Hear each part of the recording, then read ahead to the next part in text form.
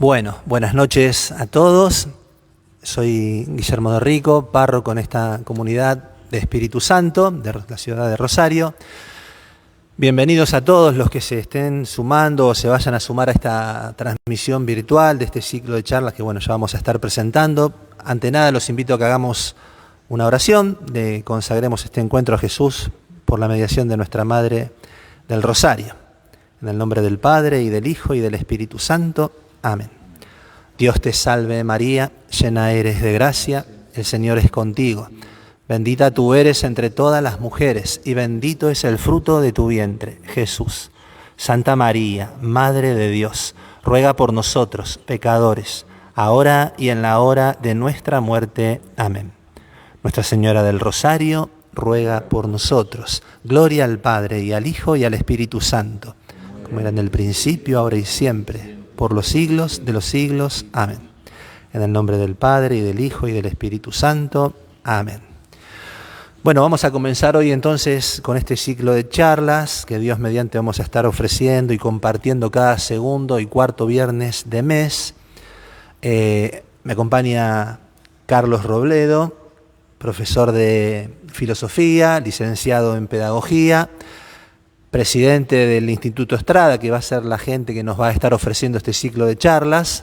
Ya Dios mediante van a ir conociendo otros miembros del instituto. Carlos es esposo, padre de familia, 5 hijos. Así es. 5 hijos, 4 nietos. Hincha de Boca me dijo que dijera en la presentación, pero bueno, no es lo más relevante. Hago una muy pequeña introducción para tratar de enmarcar el porqué de esta propuesta, de este ciclo de charlas.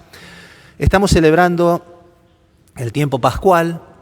Dios mediante este fin de semana ya vamos a celebrar el tercer domingo de Pascua. Y comenzábamos la preparación a este tiempo, como cada año, aquel miércoles de ceniza, escuchando en la liturgia, en la Santa Misa, la proclamación del Evangelio, del Santo Evangelio, de las tentaciones a Jesús en el desierto. Es llamativo que en la tercera de las tentaciones, que nos cuenta el Evangelio de San Mateo, el demonio lleva a Jesús a una montaña, a una cima, y les muestra, dice el Evangelio, todos los reinos de la tierra. Y le dice algo así como: todo esto me ha sido dado, y todo esto te lo voy a dar si te postrás y me adorás. Jesús le responde con la palabra de Dios: alejate, Satanás, está escrito, solo a Dios adorarás y servirás. Pero es significativo, cuanto menos para meditarlo, que Jesús no contradice en principio lo que dice Satanás. No, Jesús no contradice que todo esto que le está mostrando Satanás de alguna u otra medida le haya sido dado. Sobre todo el de aquel nefasto día, aquella nefasta instancia del pecado original, ¿sí? Cuando el diablo comenzó una suerte de mal gobierno sobre toda la creación. ¿Por qué digo esto? Porque a veces no nos damos cuenta de la implicancia que tiene de que el mundo, así como está redimido, estamos celebrando el tiempo de Pascua, ha sido herido de muerte. Por eso necesitamos la redención, la misericordia de Dios. Y esta herida, a veces nos damos cuenta de la gravedad del pecado, quizás sin pensar en la noción teológica de pecado, pero nos damos cuenta de la gravedad del daño, de la herida de la creación, de la herida del hombre, cuando suceden cosas aberrantes, como hace un mes, no sé cuánto, hemos tenido esta oleada de asesinatos en nuestra ciudad, por ejemplo. Nos damos cuenta de cuán herida está la humanidad con estas barbaridades que suceden. Pero no nos damos cuenta en cosas más sutiles y a las que quizás estamos acostumbrados. Por ejemplo, una de las consecuencias del pecado es el error. Nuestra inteligencia ha sido afectada gravemente y nos cuesta a veces encontrar y llegar a la verdad. Y a veces nos cuesta querer llegar a la verdad. Entonces también hay una herida en lo que ha sido la transmisión de la verdad en sus múltiples manifestaciones a lo largo de la historia. Y por eso este ciclo de charlas, así como lo titulamos estos encuentros, mentiras y verdades acerca de nuestra iglesia peregrina, rubricándolo con la cita de Jesús, Juan 8:32, la verdad los hará libres.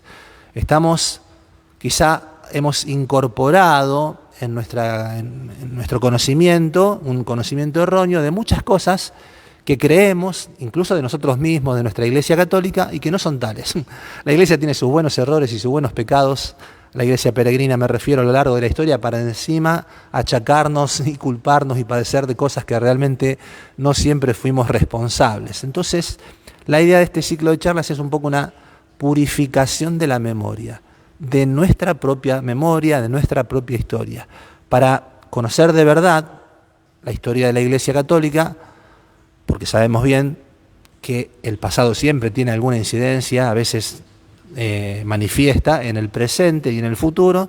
Entonces, por ahí purificando nuestra memoria, lo que nos han hecho creer de nuestra historia en todos los ámbitos, nos va a ser bien para tener una iglesia más firme y en orden a la evangelización que le fue confiada por el Señor. Todos los ámbitos están alcanzados por el pecado: el mundo de la política, el mundo de la economía, el mundo del deporte, el mundo del espectáculo, a veces vemos cada cosa, también el mundo de la educación, también el mundo de la cultura, y por eso necesitamos purificar nuestros conocimientos, purificar lo que conocemos de la historia de nuestra iglesia, también para amarla más, Así que bueno, sin más, ojalá que este ciclo de charlas les resulte realmente fecundo a todos. Yo me voy a sentar ahora también a aprender de lo que puede ofrecernos Carlos y los hermanos del Instituto Estrada. Una última invitación: probablemente en este ciclo de charla escuchen temas, propuestas que digan, ¿y esto qué tiene que ver conmigo? ¿Esto qué tiene que ver con el presente? Y todo tiene que ver. Hay cosas que venimos arrastrando muy desde lejos y tienen que ver con nuestro presente y cómo nos entendemos a nosotros mismos en la iglesia. Entonces, los invito a ser perseverantes en el seguimiento de estas charlas. Aunque un tema pareciera no ser atractivo, pareciera no tener nada que ver con nuestra vida y con nuestra iglesia, bueno, démosle crédito a esta propuesta, a estas charlas, para ir, insisto, purificando nuestra propia historia, nuestra propia memoria, lo que conocemos de nuestra historia. Bueno, sin más, Carlos, bienvenido. Perdón por la extensión de la presentación. Por favor. Te dejo todo el tiempo a vos ahora. Muchas gracias. Le agradezco al padre Guillermo, párroco de esta querida comunidad del Espíritu Santo, a toda la comunidad. Y es un tema fundamental lo que vamos a comenzar hoy como ciclo de charlas. Una comunidad tiene inquietud, tiene interés en estudiar, en formarse para dar razón de su esperanza cuando ve que sus sacerdotes estudian, predican con su ejemplo, cultivan su inteligencia y entonces los animan formando círculos de estudio, acercándole buena bibliografía. Tenemos a internet, pero no solamente eso, sino que hay que dar criterio para seleccionar. Y entonces uno ve que hay amigos, hermanos en la fe, con una perseverancia en el conocimiento, por ejemplo, del catecismo de la Iglesia, o en el conocimiento de la historia de la Iglesia, o cuando dicen van a hablar sobre una encíclica de tal o cual papa, entonces quiere saber de qué se trata. Pero ¿qué pasa? En la medida en que no hay ese interés, la fe se va haciendo un rito mágico. Me decía un sacerdote que esto es una obra de misericordia espiritual, enseñar al que no sabe, corregir al que se equivoca, son obras de misericordia espiritual. La iglesia no la fundó Jesús para dar de comer, para fundar cooperativas, para enseñar a pescar, literalmente hablando. Jesús fundó la iglesia para predicar el Evangelio y por la adhesión al Evangelio, por la gracia de Dios, salvarnos, salvar el alma.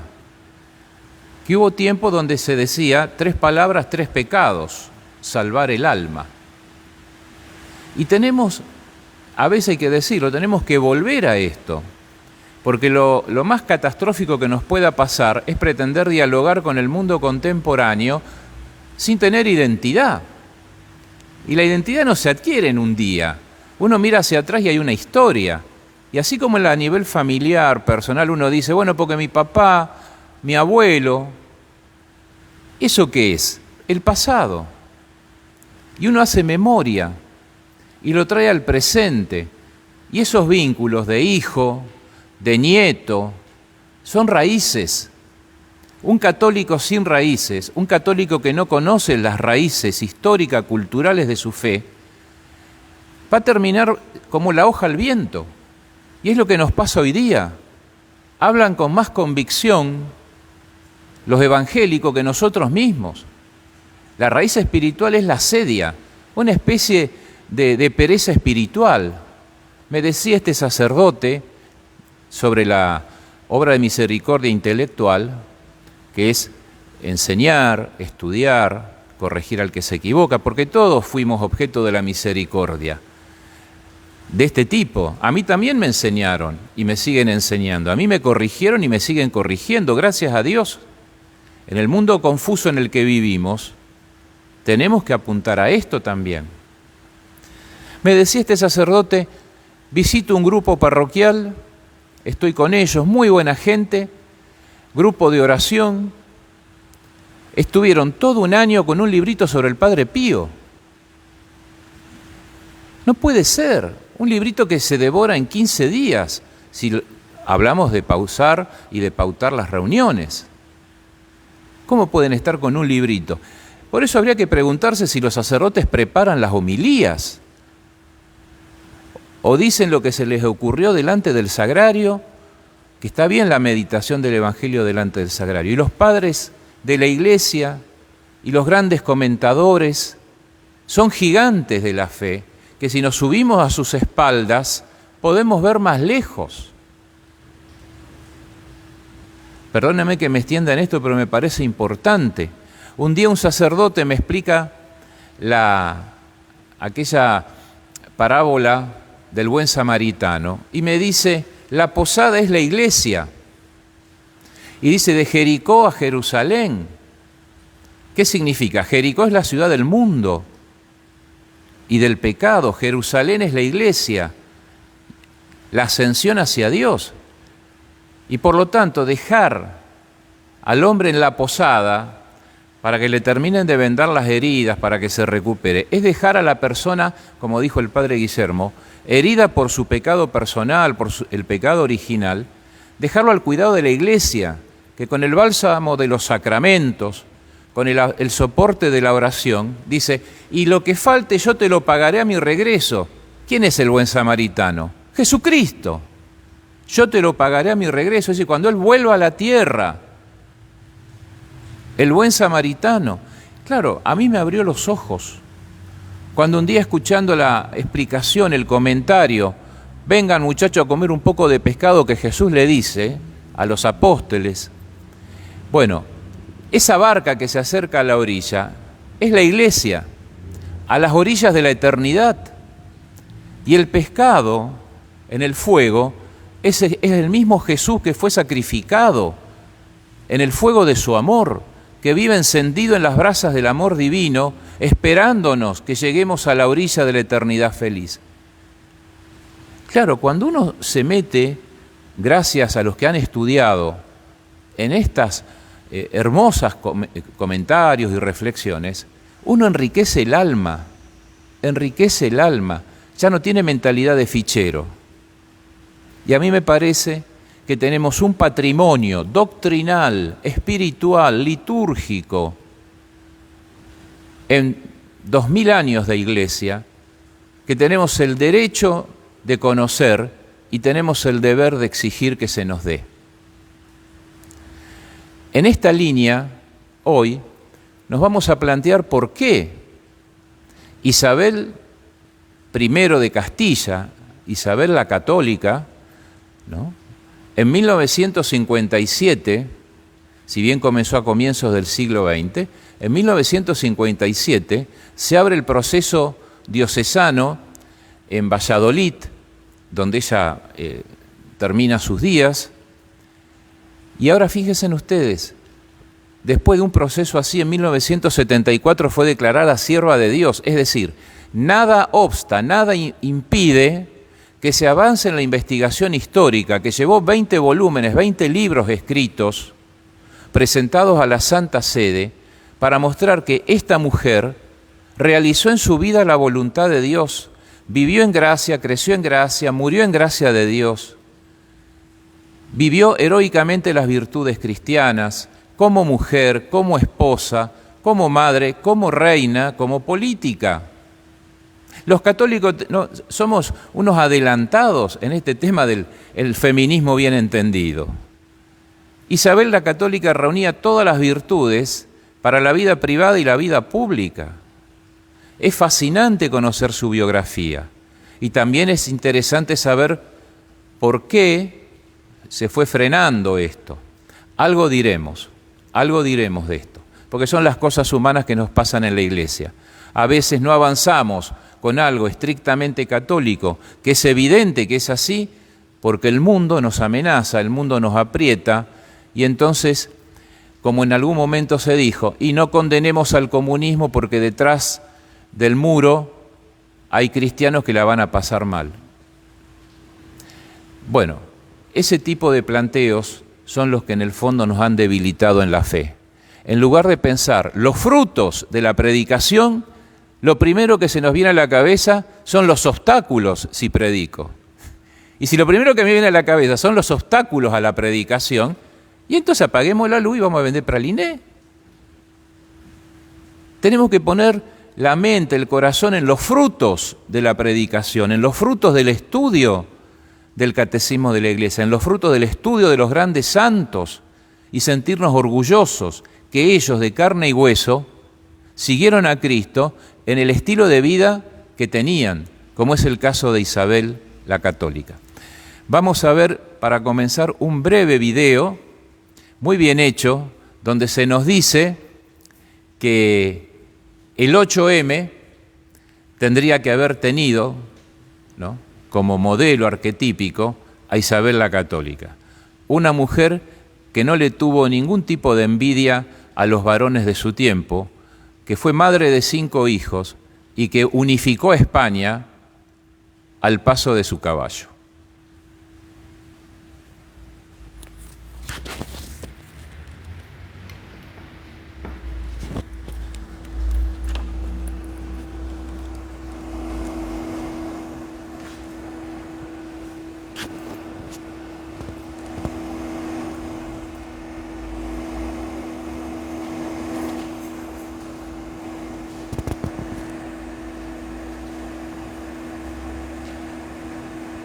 En el cole de Lu llevan toda la semana preparando el 8M.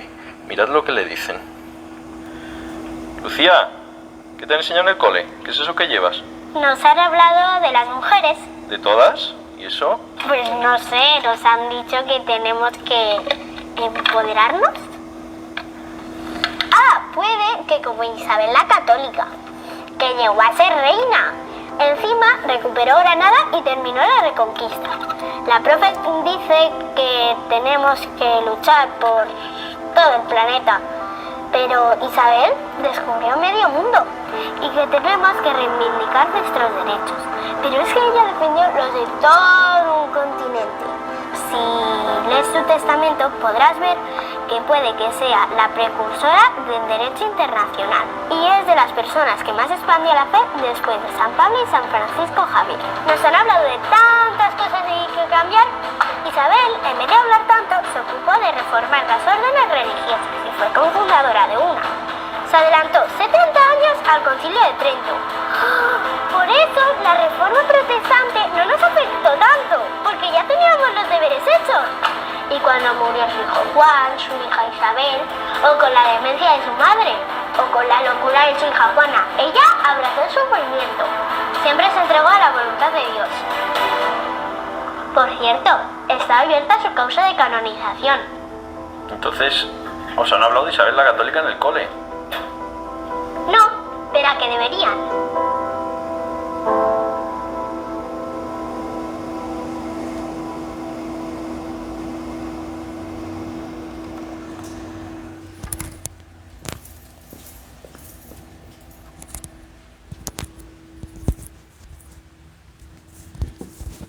Dice George Orwell en su novela 1984, quien controla el pasado controla el presente, y el que controla el presente controla el futuro. Entonces, ¿qué nos pasa? Si nos dicen que San Martín fue un cobarde, y se repite, y se dice, y se afirma, el que escribió eso, y se traslada después al presente, nosotros no lo vamos a aplaudir a San Martín. Y si alguien nos dice que es el padre de la patria, nos avergonzaríamos, porque un cobarde, un traidor, y tampoco queremos que esta persona, traidora y cobarde, sea padre de la patria mirando el futuro, y nos avergonzaríamos de sus monumentos. La pregunta es, el que afirmó durante décadas que San Martín fue un traidor y un cobarde, ¿dijo una verdad o una mentira? Porque si dijo una mentira o una media verdad, que es peor que una mentira entera, una media verdad, porque esa media verdad engancha a los distraídos, a los confundidos, nos está controlando el presente porque nos controló el futuro. Entonces no lo aplaudimos a San Martín, no queremos sus monumentos. Olvidémonos del 17 de agosto, que ninguna escuela lleve su nombre, que ninguna plaza tenga su nombre. Miren cómo el que controla el pasado y miente va a controlar el presente. Y si el presente no tiene como referencia a los padres fundadores, a San Martín, a Belgrano, quiere decir que nuestro futuro no es el de una nación independiente. Si nosotros pensamos que los veteranos de la guerra de Malvinas, los héroes caídos en la batalla de Malvinas, fueron todos cobardes, desorientados, quiere decir que nos tenemos que avergonzar de una gesta. Y si nos avergonzamos de la última gesta de la patria, no tenemos identidad hoy ni vamos a tener futuro mañana. Gracias a Dios no pasa eso, a pesar de 40 años de desmalvinización. Los veteranos, los héroes que quedaron en las islas, en el presente nos están contando la verdad del pasado y por eso Argentina va a tener futuro, porque tenemos identidad. Queremos volver a ser una nación soberana. Queremos sentido de identidad y pertenencia y nos orgullecemos de que esos abuelos anden hoy caminando por las calles de la República. Hasta en la canción del último mundial hablaba de los pibes de Malvinas, ¿se acuerdan ustedes? Miren cómo en el sustrato cultural de nuestro pueblo está presente la identidad y la pertenencia. Esto es la verdad histórica, que en el presente tiene fuerza. Y porque es la verdad que en el presente tiene fuerza, nos va a iluminar para saber caminar en el futuro. ¿Y qué futuro queremos? El de una nación consciente de sí misma, que quiere vivir en paz, pero que sabe cuál es su identidad, su pertenencia a las raíces fundacionales de San Martín, de Belgrano, de Rosas, de Saavedra. Por eso vamos a ver la verdad de Isabel la Católica. El objetivo no es agotar el tema, imposible, pero sí dejar planteada la cuestión para que en la responsabilidad personal y comunitaria esté la voluntad de estudiar, de saber más y de sentirnos sanamente orgullosos de nuestra identidad, porque nunca fuimos una colonia, siempre fuimos parte del Reino de España, fuimos parte de las Españas, al menos hasta los Borbones. Y más aún, si no hubiera sido por Isabel, hoy la fe en Cristo no llegaba a América. Tenemos que pensar y tenemos que ser agradecidos. España, en sus naves, nos trajo a Jesucristo. La primera misa celebrada en territorio argentino cuando todavía no éramos nación, se celebró el 1 de abril de 1592. Santa Cruz, Puerto San Julián, donde hay un altar, una inmensa cruz que nos recuerda la primera misa en territorio argentino. Y eso es lo que nos da identidad. Por eso no nacimos el 25 de mayo de 1810. No nacimos el 9 de julio de 1816. Si hubo lugar, si tuvieron en esas dos fechas los patriotas conciencia de estar independizando una nueva y gloriosa nación, es porque miraron hacia atrás. Y atrás estaban las raíces de nuestra identidad católica, hispánica, greco-latina e incluso, por supuesto, nativa. Porque vamos a recordar, y nos adelantamos en esto, que si algo promovió Isabel fue el mestizaje. Nosotros somos de México para abajo un continente mestizo gracias a España. No tenemos problemas raciales. Ustedes vayan al norte y ¿dónde van a encontrar un indio? Lo van a encontrar embalsamado, porque todas las colonias de Inglaterra en Estados Unidos se hicieron sobre las costas, buscando extraer riqueza. Acá no. Vayan ustedes a Bolivia, dígame si son rubios, de ojos verdes y de 2 metros de estatura. Acá no hubo ningún genocidio. Y tampoco, dice, como dice muy bien Hilaire Belloc, no es historiador el que no responde desde el pasado. Para afirmar o negar, tenemos que ir al pasado. Yo no puedo utilizar una palabra inventada en el siglo XX, aplicándola a un acontecimiento del siglo XV. Científicamente eso es incorrecto. No corresponde. ¿O acaso los indígenas aquí tenían el manifiesto comunista bajo el brazo cuando llegaron los españoles? ¿Acaso entre ellos se decía, mira, ahí vienen los opresores, nosotros somos los oprimidos? Es una estupidez, además de ser anticientífico ese planteo. Pero lo escuchamos. Entonces queremos, y nos pasa a veces a los católicos, en fruto de ese liberalismo de separar la fe de la vida, de la historia y la cultura, queremos decir que somos cristianos, pero pareciera que nos avergonzamos de quienes nos trajeron la fe. No hay que avergonzarse de Hernán Cortés, de Pizarro, a pesar de que nació acá, pero estuvo bien en el comienzo de toda esta evangelización de Hernandarias, de Pedro de Mendoza. Desde allá empezamos a tener la fe, traída por hombres falibles, limitados. Isabel también lo fue. Fíjense en ustedes,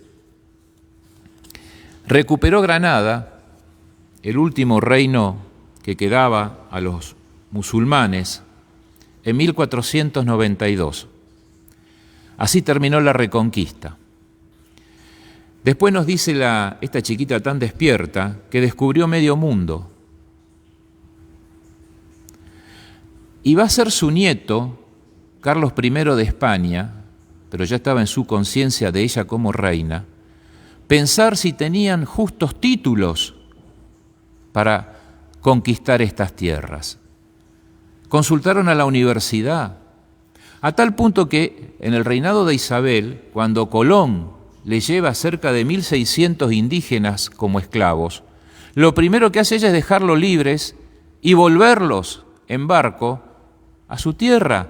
¿Pero por qué? Porque para ella todos eran vasallos. No había diferencia entre el español y el nativo de estas tierras. Por tanto, en ella no había racismo, no había supremacía étnica. Eso está en el norte, no en nosotros. Basta leer su testamento, que lo vamos a ver en el Power. Por eso la nena decía precursora del derecho internacional. La geopolítica de Isabel. Nos tenemos que meter en la época, si no hay cosas que no vamos a entender. Expandió la fe. Y nos podemos adelantar un poquito para decir lo siguiente, y así vamos a ir entendiendo mejor las imágenes.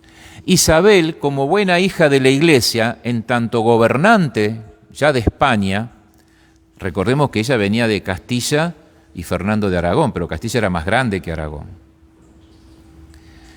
Tenía una preocupación. La preocupación que tenía Isabel era que el clero estaba amancebado, vivía con mujeres y querían la plata.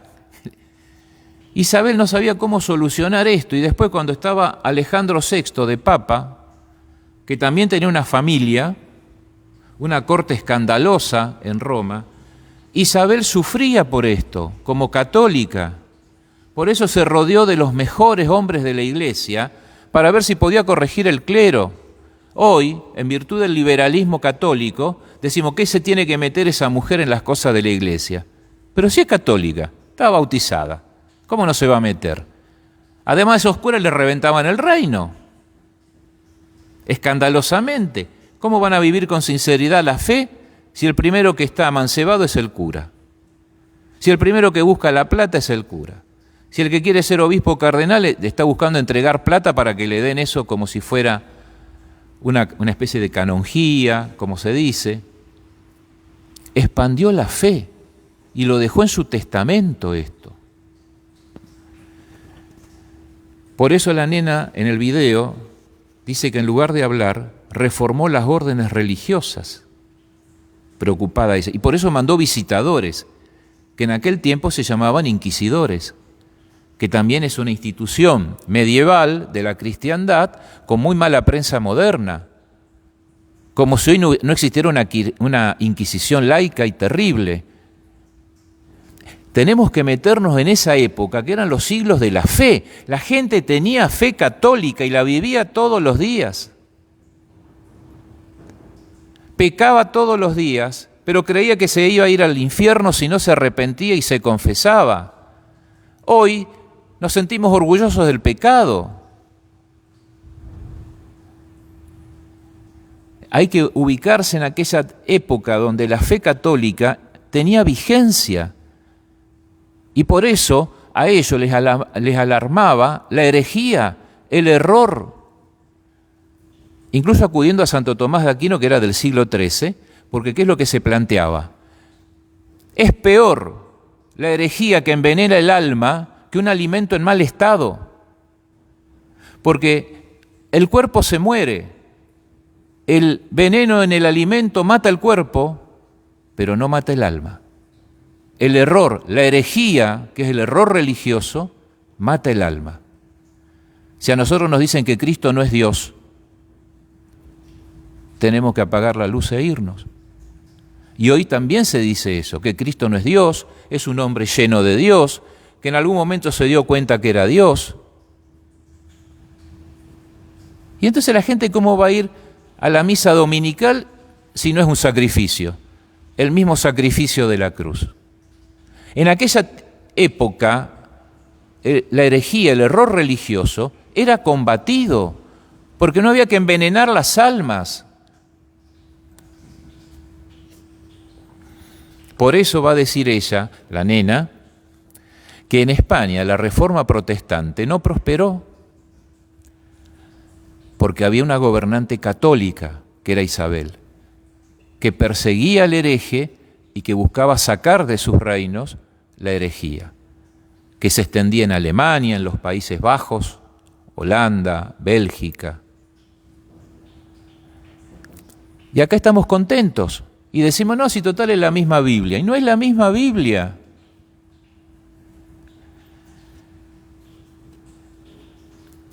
Y después un tema que es importantísimo, dice la nena, el dolor de Isabel. Isabel tuvo un dolor físico y un dolor moral.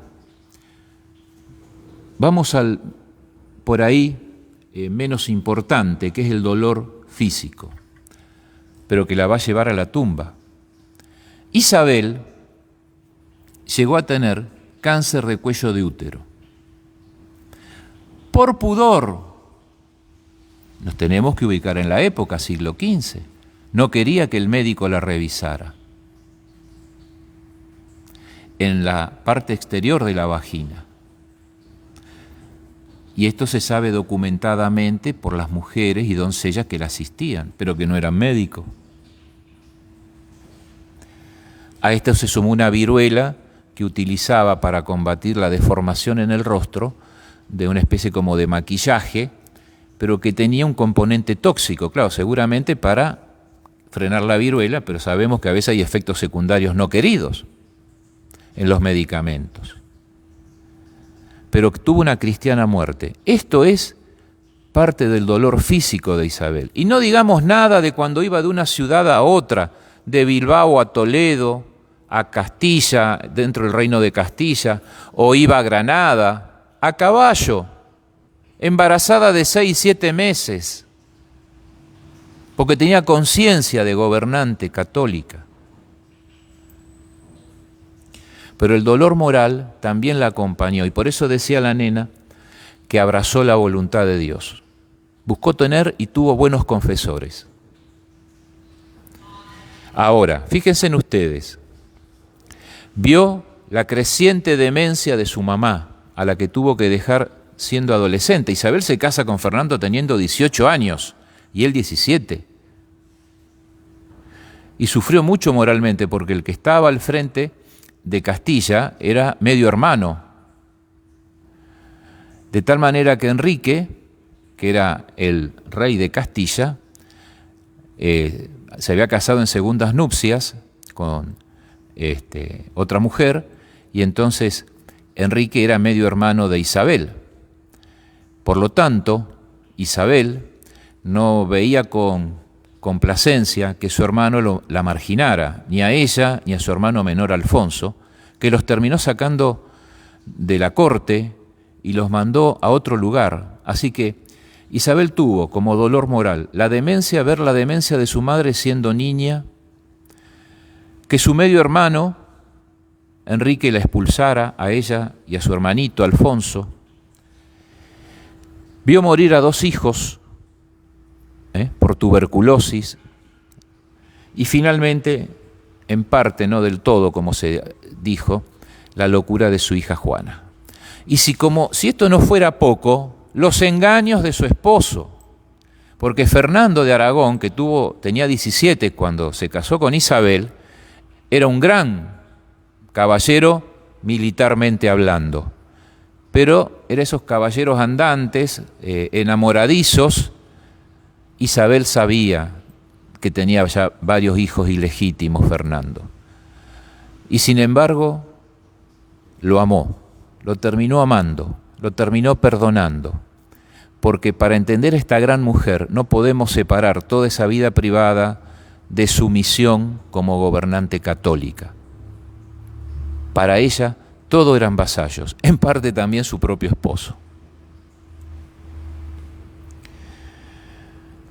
Por eso, en este contexto del video, claro, como es una fecha ideológica, muestran a las mujeres rebeldes contra Dios, contra la Iglesia, contra el orden natural, la familia. Sería bueno que si quieren reivindicar a la mujer, ¿no?, instalaran esta gran figura de Isabel la Católica. Ubiquémonos en la época. Los matrimonios, se tenía pensado en este nivel de los monarcas, de los gobernantes, de los príncipes, que había que casar a la hija o al hijo con alguien con el cual tuviera después una descendencia para ampliar la frontera de los reinos. Y a Isabel le presentan varios pretendientes y los rechaza a todos. Alguno se muere, porque lo que importaba era la unión de las coronas, o sea, la unidad política, y no tanto si vos estabas enamorada o no. Pero cuando lo conoce a Fernando, se da cuenta que ella quiere unirse en matrimonio con él. Primero porque es español, porque es un caballero batallador, porque le va a ayudar a la unidad de España siendo el descendiente, el heredero de la corona de Aragón. Él tenía 17 años y ella 18. Eran primos segundos. En la corte de Isabel, ya que estábamos a contar tipo chusmerío, pero es bueno saberlo porque muestra la fibra de esta mujer, que decide casarse con él, con la excusa de que va a visitar la tumba de su hermano Alfonso, que había muerto, se dirige a Valladolid, donde se casa con Fernando, cosa que su hermano Enrique, que todavía era el monarca de Castilla, lo enfureció, ¿no? Pero ella ya había logrado, ¿no?, el matrimonio. Cuando muere Enrique, ella misma se va a autoproclamar reina de Castilla. Y si ella es la reina de Castilla, su esposo, cuando muere el papá de Fernando, queda como heredero, queda como el rey de Aragón, y se unen las coronas. Tienen 5 hijos. Hay que entender esta vida en aquella época, que en términos de dureza, de fortaleza, de fe, de incredulidad, no cambia con respecto a nuestra época. Por eso al finalizar el video dice, modelo de mujer también para el siglo XXI. Vamos a pasar rápidamente a ver el Power,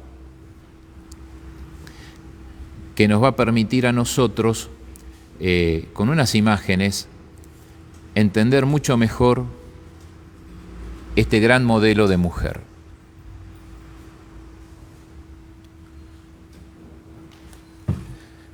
Ahí tenemos, en primer lugar,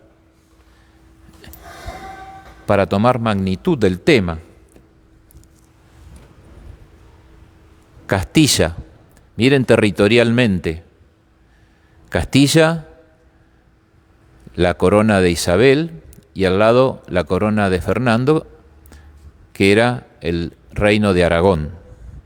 Después tienen de izquierda a derecha, en la izquierda, América, 1492, Islas Canarias, 1493. Hay que recordar que Isabel fue una reina pobre, tuvo que pedir plata a la nobleza, tuvo que pedir plata a algunos judíos nobles también, en el sentido de honestos, ¿no? Y con eso pudo ayudar a cumplir lo que le había llevado de proyecto Cristóbal Colón. Pero primero tuvo que tomar Granada, que era el último bastión que quedaba de los árabes en España. Y luego siguen las flechas, que eso ya es el norte de África, Tánger, Ceuta, Melilla, Orán. Y estaba el reino de Nápoles, donde también van a tener una intervención y van a gobernar. Avanzamos. Los reyes católicos, Isabel I de Castilla, Fernando II de Aragón. Se casan teniendo ella 18 y él 17. Seguimos. Dice el texto, reyes católicos llaman así a los 2 monarcas españoles cónyuges, la reina Isabel de Castilla, que había nacido en 1451 y muere en 1504. El rey Fernando II de Aragón, Fernando I había sido su padre, su boda en 1469. Fíjense en ustedes, tenía ella 18 años. Unió el año del reino de Aragón, Castilla y León. Eran de una dinastía de los Trastámaras que venían del siglo XIII, primos y hermanos secundarios. Por eso tuvieron, en la corte de Isabel, fraguaron una bula papal donde se ponía la dispensa, es decir, que el Papa autorizaba el casamiento entre primos segundos. Avanzamos. Ahí la tenemos a Isabel a la derecha, con su cetro de reina. Era de baja estatura, pongamos 1,60 m, 1,63 m. Era tendiendo a rubia, cutis muy blanco, ojos azulados y verdes, de hermosas facciones, rellenita, como la vemos. Y a la izquierda vamos a encontrar arriba que el rey Boabdil, a la izquierda de negro, el último monarca de Granada, entrega las llaves de la ciudad a los reyes católicos. Y con eso se retiran de la península ibérica.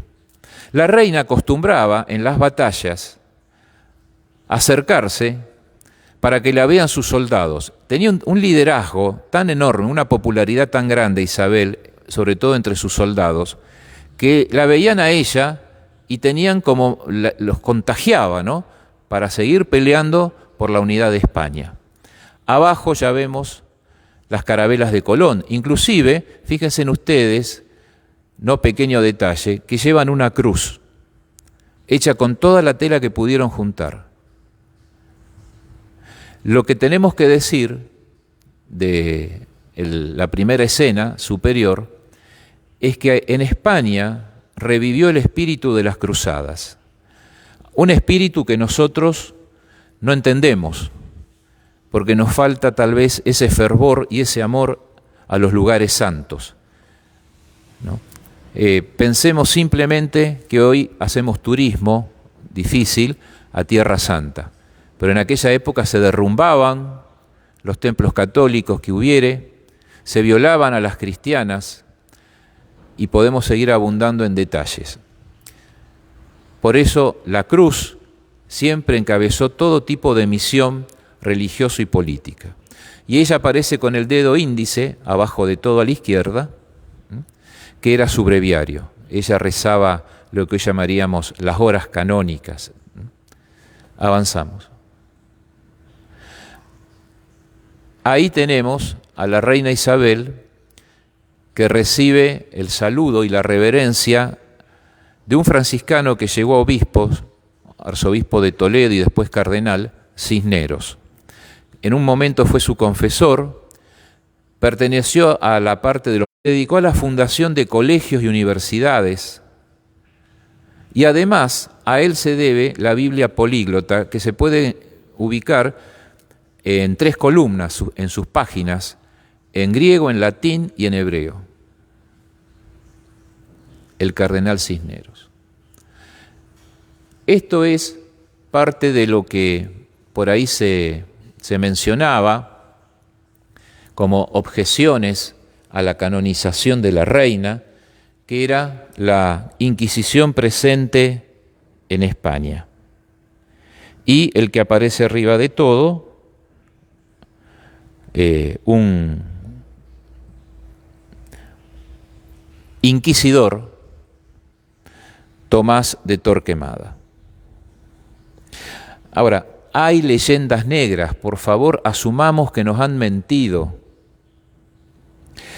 Precisamente, finalizando el siglo XVIII, a partir de una corriente de escritores que fueron a beber sobre todo los escritos de Juan Antonio Llorente, que era pagado por el erario francés, es decir, por la corona francesa, se le daba plata a Juan Antonio Llorente para desprestigiar a la monarquía católica, comenzando por este inquisidor que era Fray Tomás de Torquemada. Tuvo una gran influencia en los reyes católicos, este fraile dominico, y no fue lo que la leyenda negra nos dice. Lo que sucede con este tema, hay que ubicarse en la época, es que había situaciones muy complejas y difíciles para los católicos. Avanzamos.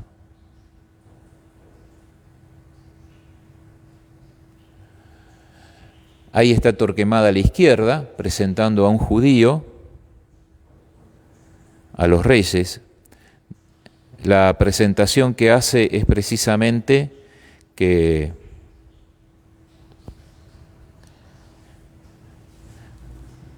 los judíos habían llevado, porque no eran judíos españoles, ellos venían escapando de Inglaterra, de Francia, la diáspora judía, habían llegado a España, y la preocupación de Isabel era la judaización del pueblo cristiano.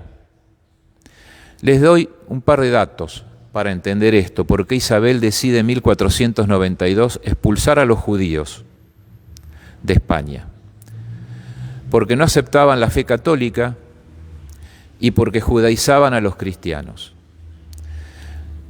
¿Y por qué? Porque se basaban en el Talmud. ¿Qué dice el Talmud? Los judíos siempre deben tratar de engañar a los cristianos. El nombre de Dios no es profanado si un judío engaña a un cristiano. No hagas acuerdos ni muestres piedad a los cristianos. Aquellos judíos que hacen el bien a los cristianos nunca resucitarán cuando mueran. Los judíos tienen que ocultar su odio por los cristianos. Serás inocente de asesinato si intentas dar muerte a un cristiano. Los judíos deben destruir los libros de los cristianos como el Nuevo Testamento. La propiedad cristiana pertenece al primer judío que la reclame. Y esto no lo puedo decir porque realmente las cosas que decían de la Virgen son gravísimas, ofensivas, blasfemas. Prefiero callar.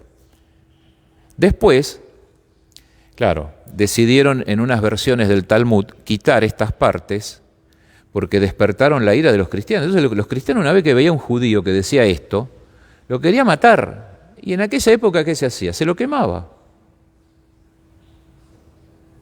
Hoy tenemos un presidente bautizado en la Iglesia Católica, que fue a colegio católico y que apostató de su fe católica y quiere ser judío. Y nosotros aplaudimos. ¿Se dan cuenta que no tenemos conciencia de la catolicidad? Pertenece a una secta judía. Usted es antisemita. Otra leyenda negra.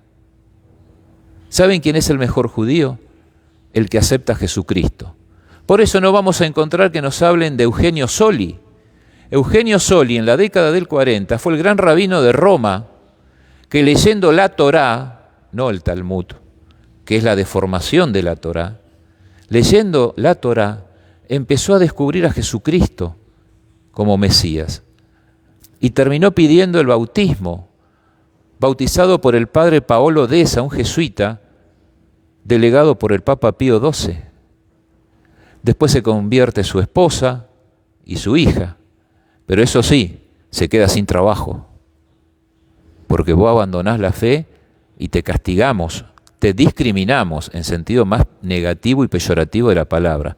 El único trabajo que consiguió fue ser profesor de hebreo en las universidades católicas de Roma, en la Gregoriana, la Teranense. Y hace 3 años atrás me decía un sacerdote que estudió Biblia en Jerusalén, me decía, no conseguimos profesor de hebreo bíblico en aquel momento, se contrató a un rabino que nos enseñó muy bien, y en el recreo le preguntamos a este rabino, para ustedes, ¿quién es Jesús? Y nos dijo, un impostor. Andá a decir que Jesús es un impostor, un falso Mesías, en la España del siglo XV. Te matan.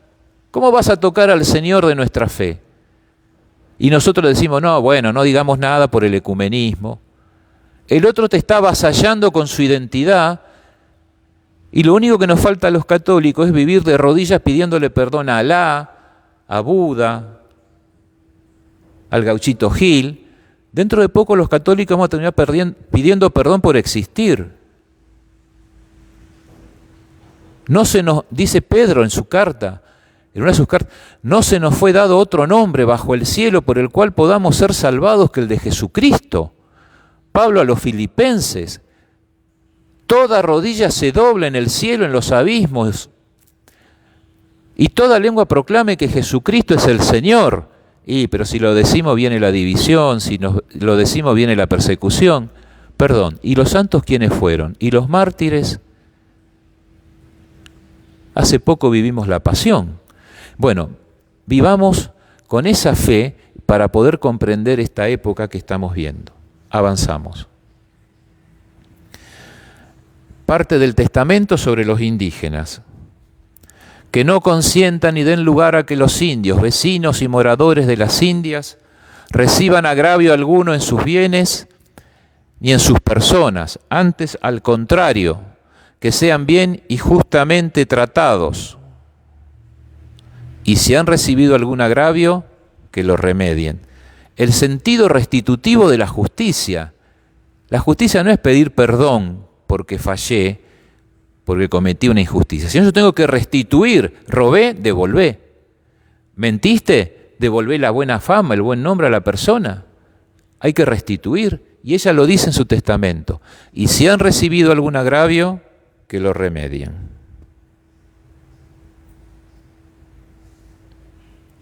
Avanzamos.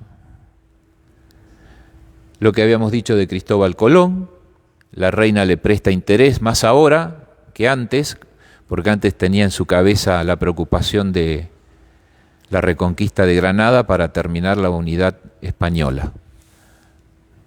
Avanzamos. De sus escritos. Tengo miedo, Señor, de tener miedo y no saber luchar, Tengo miedo, Señor, de tener miedo y poderte negar. Yo te pido, Señor, que en tu grandeza no te olvides de mí y me des con tu amor la fortaleza para morir por ti. Avanzamos. En su lecho de muerte, a la izquierda está Fernando, a la derecha está dictando su testamento. Avanzamos. Ahí está ella, al amanuense, dictándole el testamento.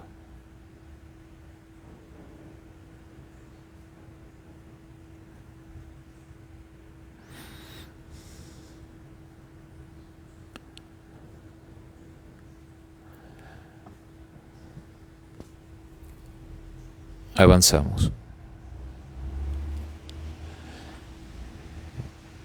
Ella muere en Valladolid, pero es trasladada luego a Granada.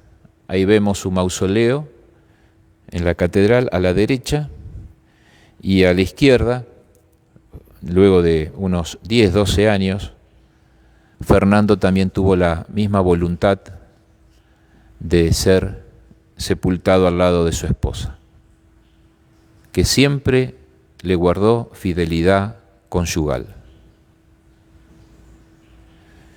Avanzamos. Isabel la Católica, a la derecha, dice Reina de España y Madre de América, devotísima y muy obediente a la Santa Madre Iglesia. La oración para uso privado, una breve reseña biográfica, como dice ahí al final, y haciendo alusión al mausoleo que vimos, murió el 26 de noviembre de 1504. Hace poco se cumplieron el quinto centenario de su fallecimiento. Hubo grandes festejos en España, congresos.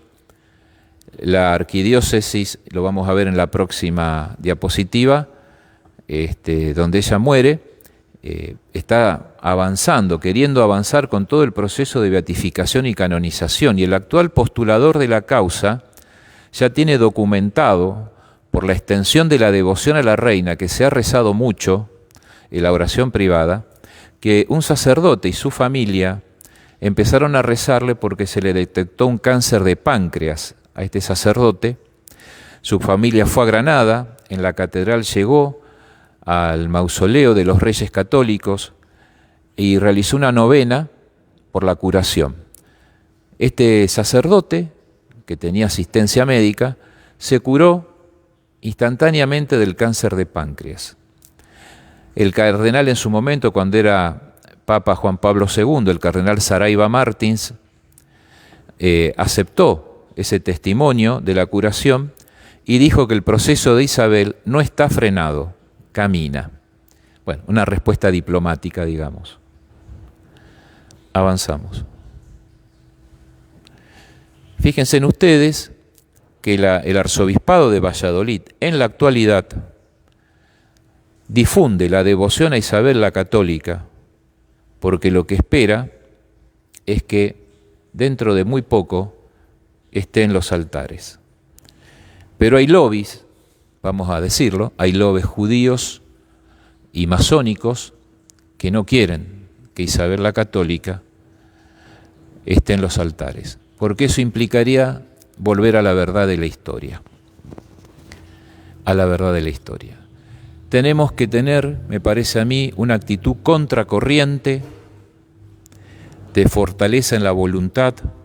Tenemos que tener una actitud contracorriente de las ideologías y de las leyendas negras, en la inteligencia, para seguir buscando la verdad hasta donde se pueda. Es sierva de Dios y es una mujer que, como se dijo al final del video, es modelo también para las mujeres en el siglo XXI. Hemos tenido mujeres que han sido presidentes de este país, pero como católicos tenemos una gran gobernante, hace más de 520 años. Que Isabel la Católica ruegue por nosotros y nos dé el sano orgullo de vivir la fe que profesamos y que hemos recibido en el bautismo. Muchas gracias.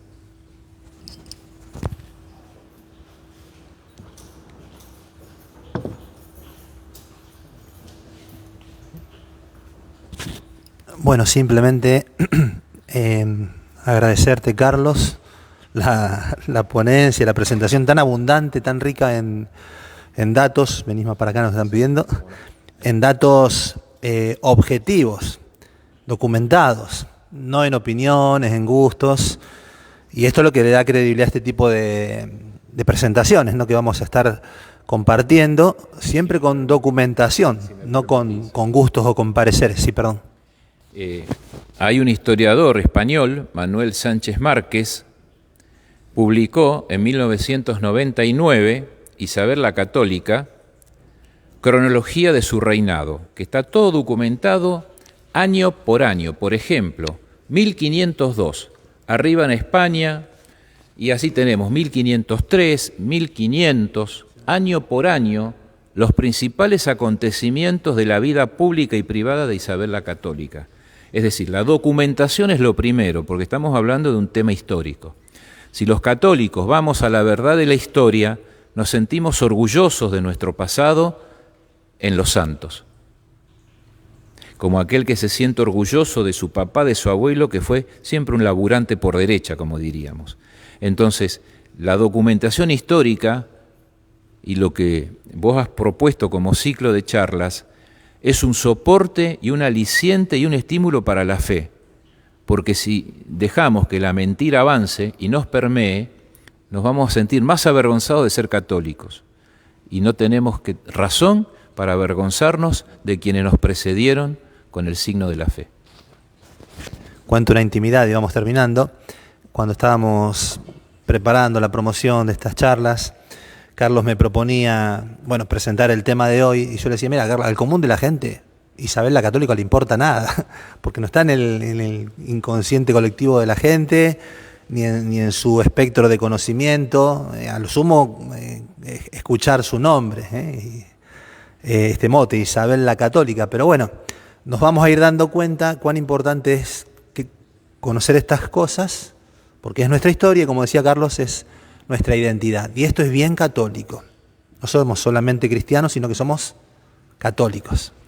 Y acá tenemos en Isabel la Católica, decía Madre de América, por ahí tenemos una abuela de la cual estar orgullosos y aprender también a ser católicos. Qué pedagógico ese video de la nenita diciendo una mujer empoderada, con un lenguaje de hoy, una mujer que supo usar del poder para gloria de Dios y para su propia santificación, que ojalá Dios mediante que culmine llegando a los altares. Así que bueno, agradecerte de nuevo, Carlos, agradecerle al Instituto Estrada, que ya van a ir conociendo en las diferentes presentaciones, agradecerles a quienes se han hecho eco de la iniciativa, pueden compartir el video, creo que va a quedar colgado en el Facebook de nuestra parroquia, y bueno, volvemos a confiar este ciclo de charlas, esta propuesta, para nuestro enriquecimiento católico y cultural también, se lo confiamos a nuestra Madre del Cielo. Y terminamos con esto. En el nombre del Padre, y del Hijo, y del Espíritu Santo. Amén. Dios te salve María, llena eres de gracia, el Señor es contigo, bendita tú eres entre todas las mujeres, y bendito es el fruto de tu vientre, Jesús.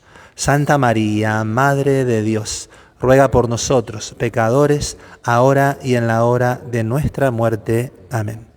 Ave María Purísima. Concebida. Gloria al Padre, y al Hijo, y al Espíritu Santo.